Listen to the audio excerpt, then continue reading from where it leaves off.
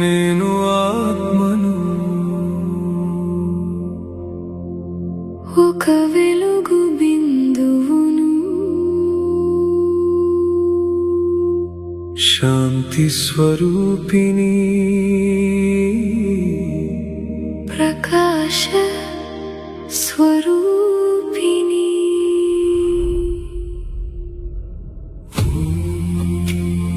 శాంతి ఓం శాంతి ఓం శాంతి శివ బాబా నా బాబా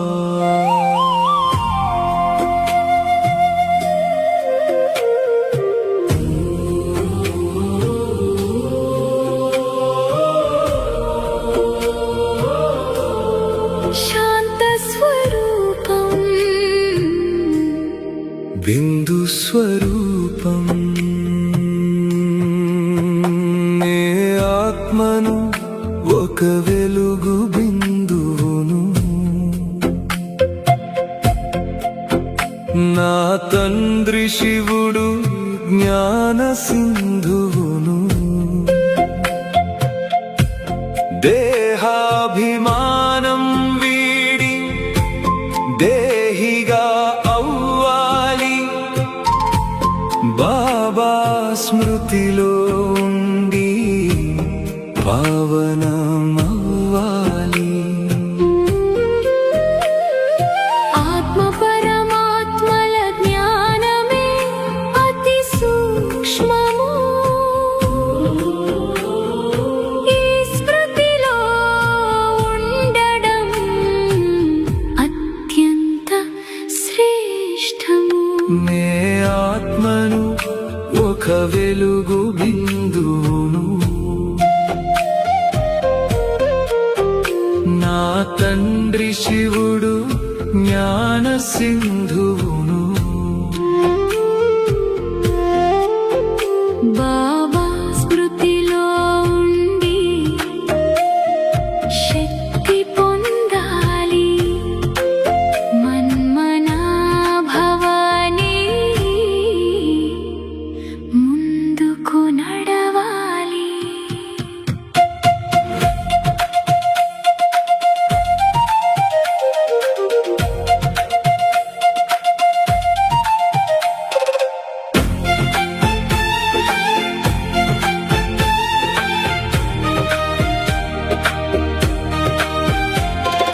ప్రపంచ చరిత్ర భూగోళం చదవడం సహజము ఆత్మ పరమాత్మల జ్ఞానమే అతి సూక్ష్మము 30 నిమిషాలైనా ఏకరస స్థితిలో ఉండాలి మాయా తుఫానులను దాటి మన్మనాభవనాలి జన్మ జన్మల తుప్పు వదిలేది తండ్రి స్మృతితోనే వికర్మలన్నీ వినాశనమయ్యేది యోగ బలముతోనే ధర్మరాజు శిక్షల నుండి రక్షణ పొందే మార్గము బిందువైన తండ్రిని చేరే గుప్తమైన ఈ శ్రమము నే ఆత్మను ఒక వెలుగు బిందువును నా తండ్రి శివుడు జ్ఞాన సింధువును బాబా స్మృతిలో ఉండి పావనమవ్వాలి శివ బాబా ప్రేమలో నిత్యం కలవాలి మధురత మరియు నమ్రత మహానుల లక్షణం కమల పుష్ప ఆసనమే యోగుల భూషణం సహనశీలత ఉంటే అసత్యమే అవసరం లేదు నడుస్తూ తిరుగుతూ స్మృతి ఉంటే బంధనాలేమి రావు. ఓం శాంతి ఓం శాంతి ఓం శాంతి ఓం శాంతి ఓం శాంతి ఓం శాంతి ఓం శాంతి ఓం శాంతి ఓం శాంతి శివపితయా తెలుగు బాబా స్మృతిలో సదా శాంతిలో సదా.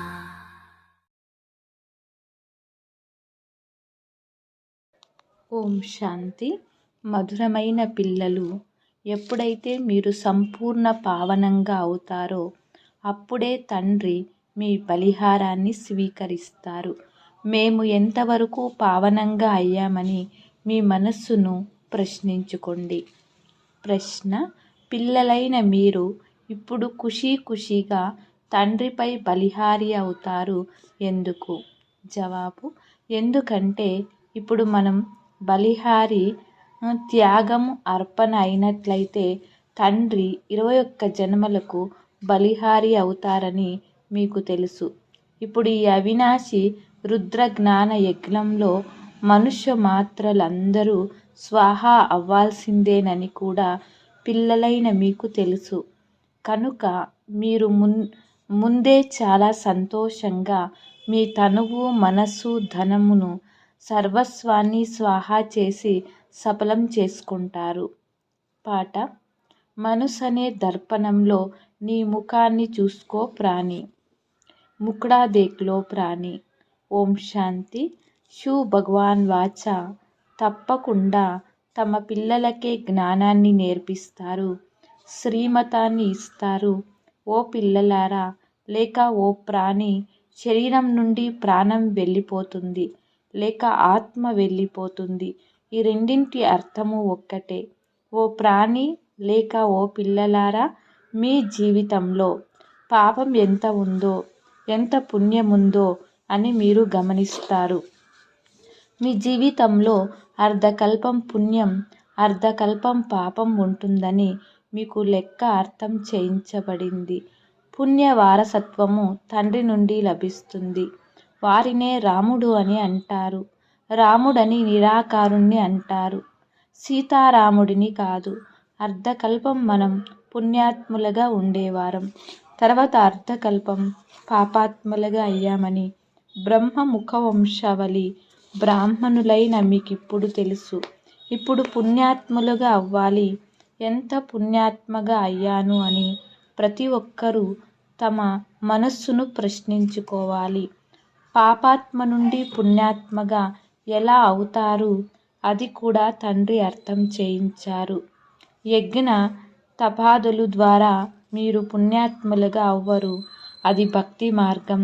దీని ద్వారా ఏ మనుషులు పుణ్యాత్ములుగా అవ్వలేరు. మనం పుణ్యాత్ములుగా అవుతూ ఉన్నామని మీరు తెలుసుకున్నారు. అసురీ మతం ద్వారా పాపాత్ములుగా అవుతూ మెట్లు దిగుతూనే వచ్చారు. ఎంత సమయం మనం పుణ్యాత్ములుగా అవుతామో లేక సుఖ వారసత్వంను తీసుకుంటామో ఎవ్వరికీ తెలియదు. ఆ తండ్రి మనుషులందరూ స్మృతి చేస్తారు. వారినే పరంపిత పరమాత్మ అని అంటారు. బ్రహ్మ, విష్ణు, శంకరులను పరమాత్మ అని అనరు. వేరెవ్వరిని పరమాత్మ అని అనరు. ఈ సమయంలో మీరు ప్రజాపిత బ్రహ్మ అని అంటారు. కానీ ప్రజాపిత బ్రహ్మను ఎప్పుడూ భక్తి మార్గంలో స్మృతి చెయ్యరు. అందరూ నిరాకార తండ్రినే స్మృతి చేస్తారు.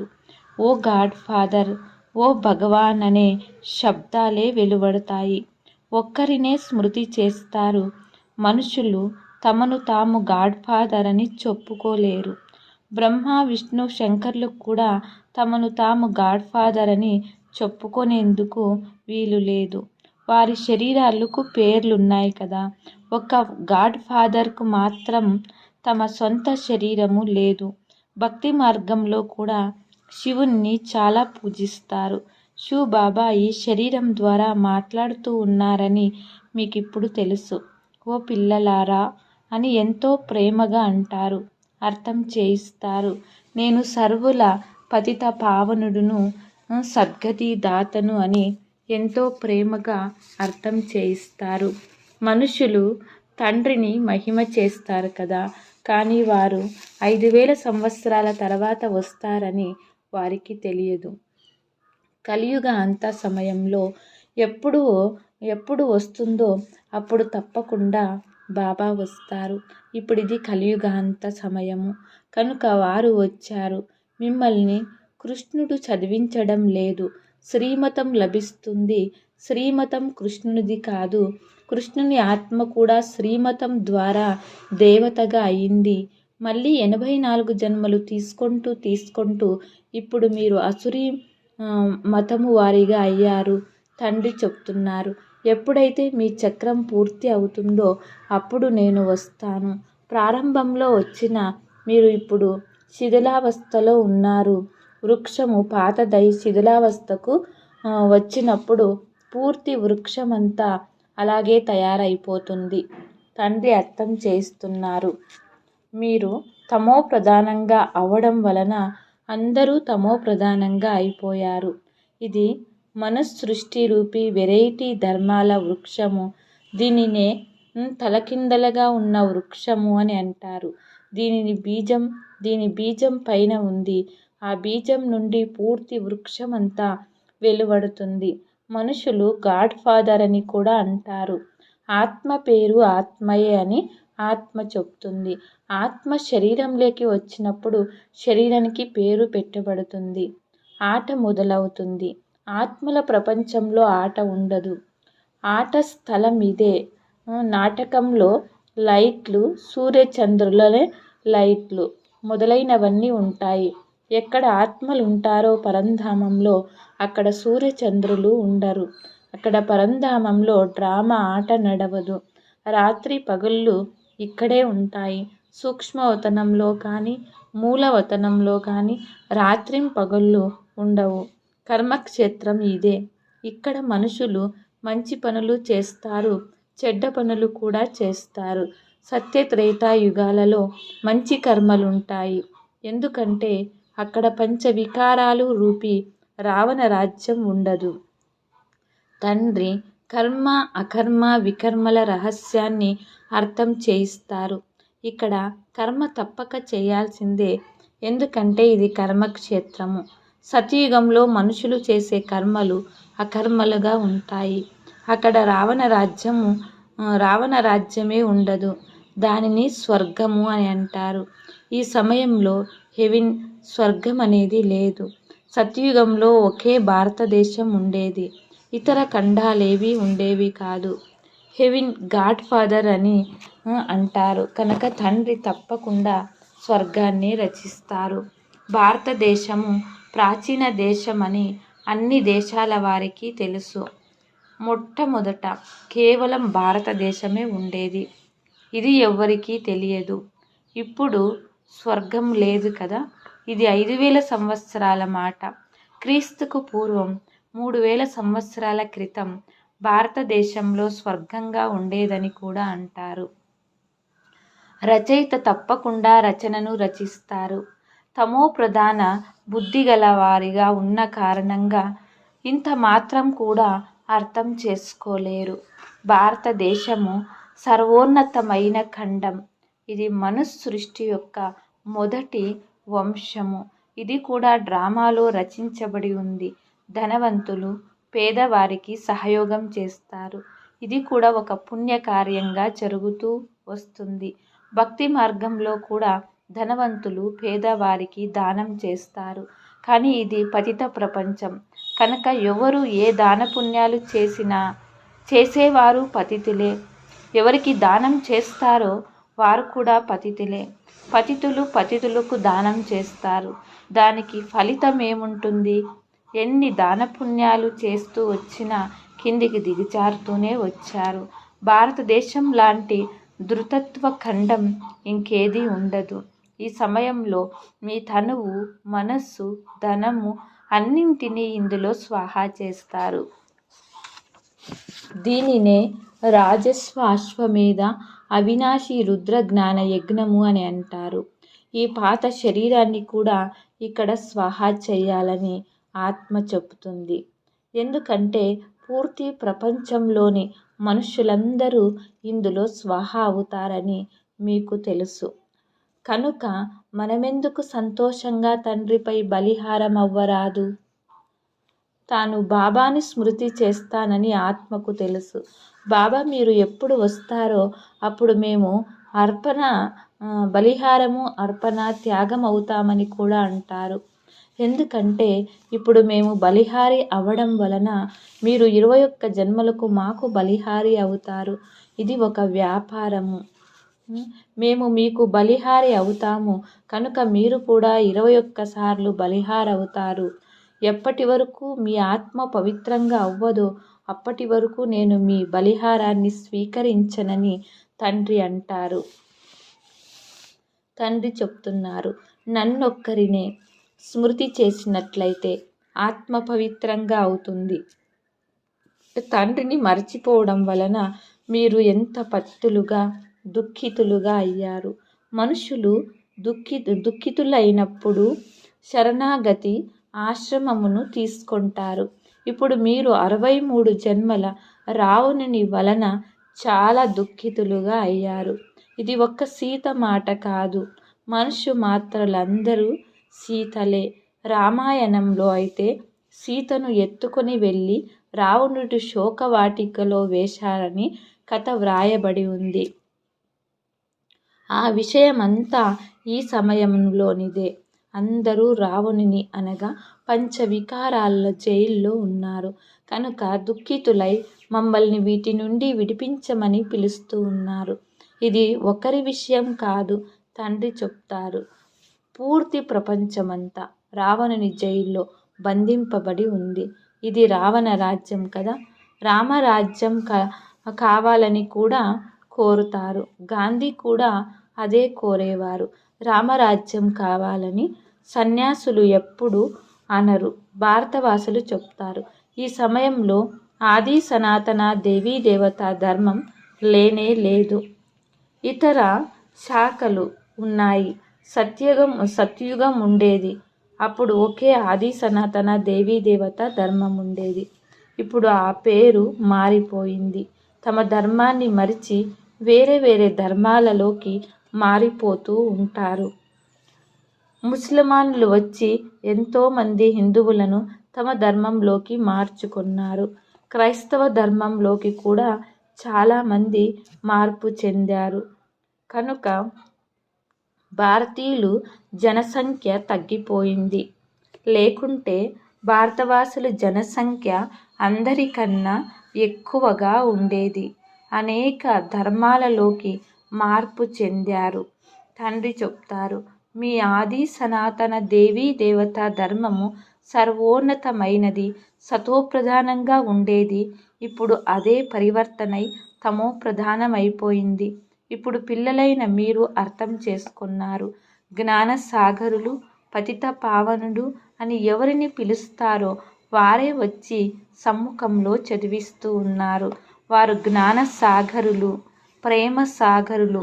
యేసుక్రీస్తుని ఇలా మహిమ చేయరు. కృష్ణుణ్ణి జ్ఞానసాగరుడు, పతిత పావనుడు అని అనరు. సాగరం ఒక్కటే, నలువైపులా సాగరమే సాగరముంది. 2 సాగరాలుండవు. ఇది మనస్సృష్టి నాటకం. ఇందులో అందరికీ వేరువేరు పాత్రలున్నాయి.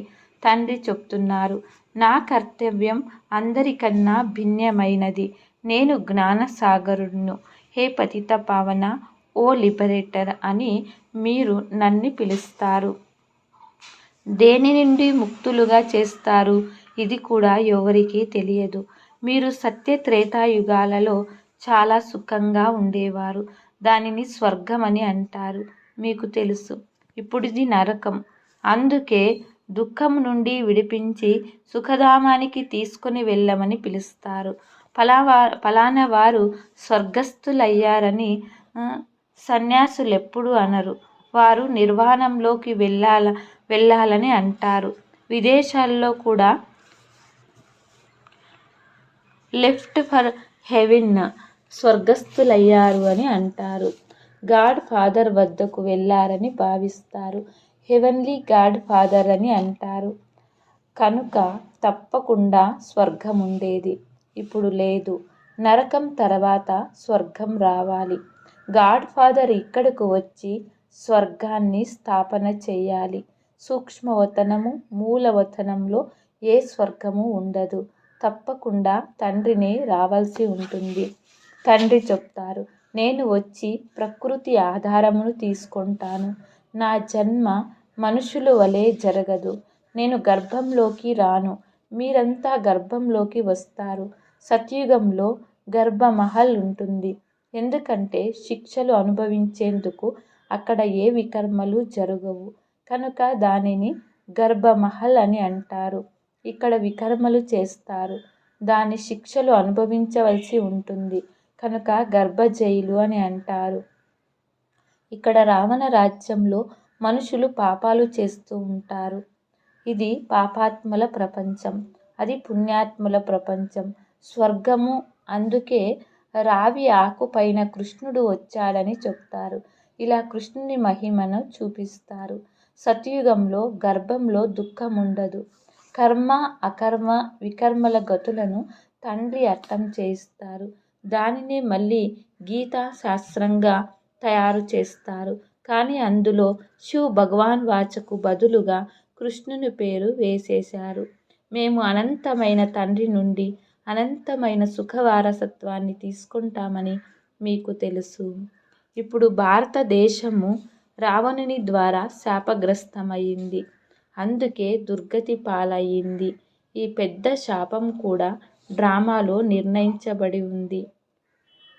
తండ్రి వచ్చి ఆయుష్మాన్ భవ, పుత్రభాన్ భవ, సంపత్తివాన్ భవ అని వరాలను ఇస్తారు. సుఖ వారసత్వం అంతా ఇస్తారు. వారు వచ్చి మిమ్మల్ని చదివిస్తారు. ఆ చదువు ద్వారా మీరు దేవతలుగా అవుతారు. ఈ నూతన రచన జరుగుతూ ఉంది. బ్రహ్మ ద్వారా మిమ్మల్ని తండ్రి తనవారిగా చేసుకుంటారు. ప్రజాపిత బ్రహ్మ అని మహిమ కూడా చేస్తారు. మీరు వారి సంతానము. బ్రహ్మకుమార్ కుమారీలుగా అయ్యారు. తాత ఆస్తి తండ్రి ద్వారా తీసుకుంటారు. ఇంతకు ముందు కూడా తీసుకున్నారు. ఇప్పుడు మళ్ళీ తండ్రి వచ్చారు. తండ్రి పిల్లలైనందున తండ్రి వద్దకు వెళ్ళాలి. కానీ ప్రజాపిత బ్రహ్మ ద్వారా మనస్సృష్టి స్థాపన జరుగుతుందని మహిమ చేయబడి ఉంది కనుక అది ఇక్కడే జరుగుతుంది కదా. ఆత్మ సంబంధంలో మేము సోదరులము అని అంటారు. ప్రజాపిత బ్రహ్మ సంతానంగా అవడం వలన మీరు సోదరులుగా అవుతారు. ఈ సమయంలో మీరంతా సోదరులు. మీరు తండ్రి నుండి వారసత్వం తీసుకున్నారు. ఇప్పుడు కూడా తండ్రి నుండి వారసత్వం తీసుకుంటున్నారు. శివబాబా చెప్తున్నారు, నన్ను స్మృతి చెయ్యండి. ఆత్మలైన మీరు శివబాబాని స్మృతి చెయ్యాలి. స్మృతి చేయడం ద్వారాన మీరు పావనంగా అవుతారు. వేరే ఏ ఇతర ఉపాయము లేదు. పావనంగా అవ్వకుండా మీరు ముక్తిధామానికి వెళ్ళలేరు. జీవన్ముక్తి ధామంలో మొట్టమొదట ఆది సనాతన దేవీ దేవత ధర్మం ఉండేది. తర్వాత నెంబర్ వారుగా వేరే ధర్మాలు వచ్చాయి. తండ్రి చివర్లో వచ్చి అందరినీ దుఃఖం నుండి విడుదల చేస్తారు. వారిని ముక్తిదాత, లిబరేటర్ అని అంటారు. తండ్రి చెప్తారు, కేవలం నన్ను స్మృతి చేస్తే మీ పాపాలు భస్మమైపోతాయి. బాబా రండి, మమ్ములను పతితుల నుండి పావనంగా చేయండి అని పిలుస్తారు కూడా. టీచర్ చదివిస్తారు. ఇందులో చరిత్ర ఏమైనా చేస్తారా? ఇది కూడా చదివే. జ్ఞానసాగరుడైన తండ్రి వచ్చి జ్ఞానాన్ని ఇస్తారు.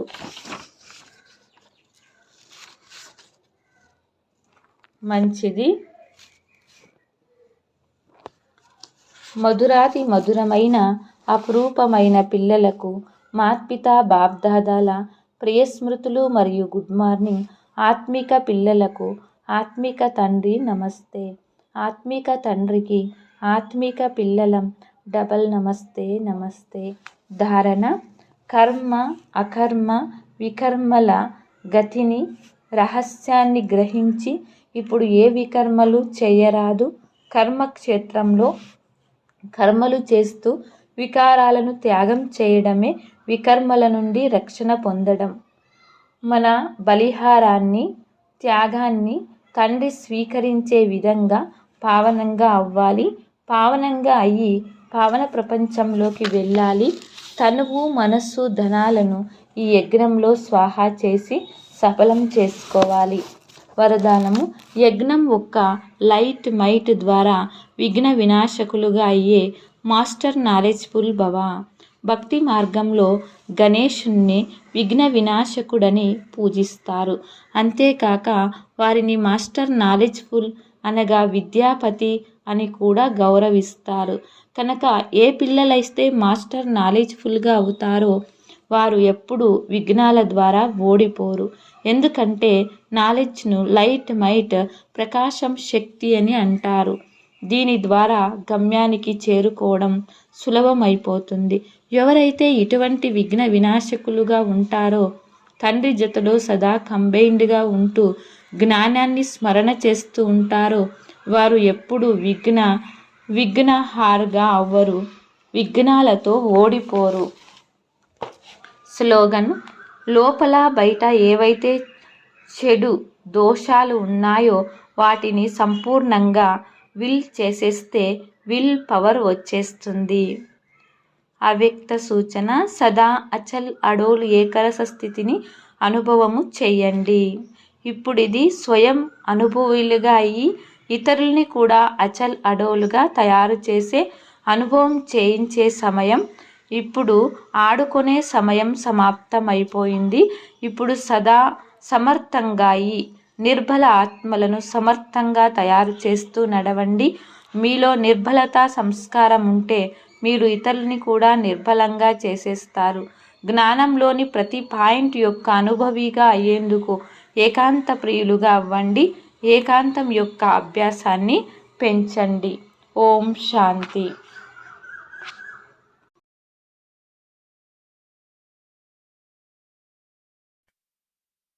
బాబా మధుర బాబా, ప్రియమైన బాబా, నా బాబా.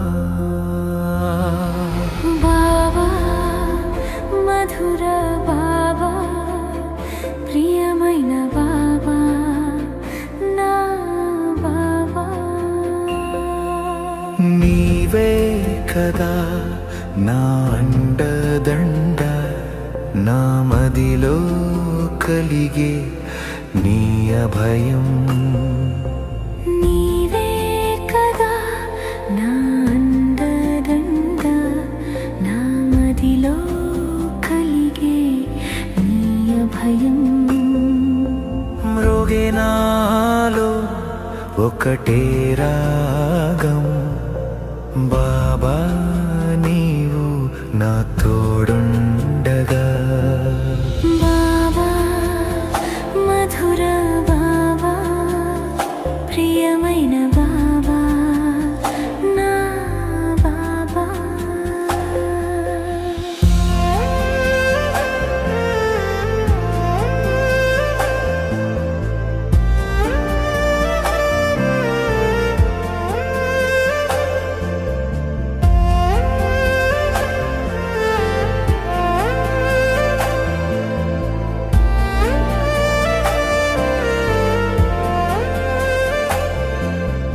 నీ తోడు దొరికిన ఈ వేళ,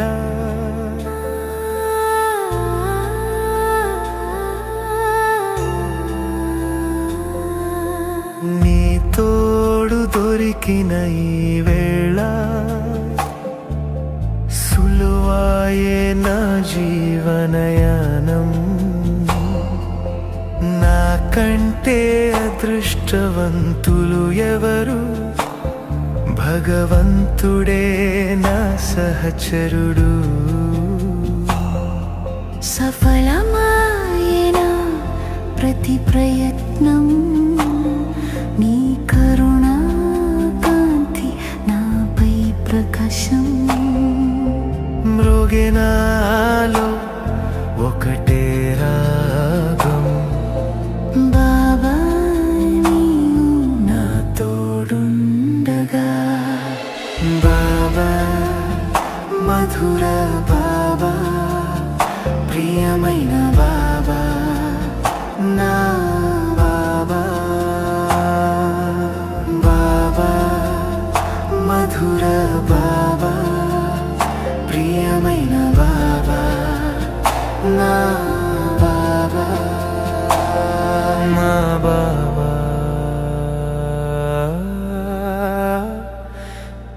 ప్రియమైన బాబా.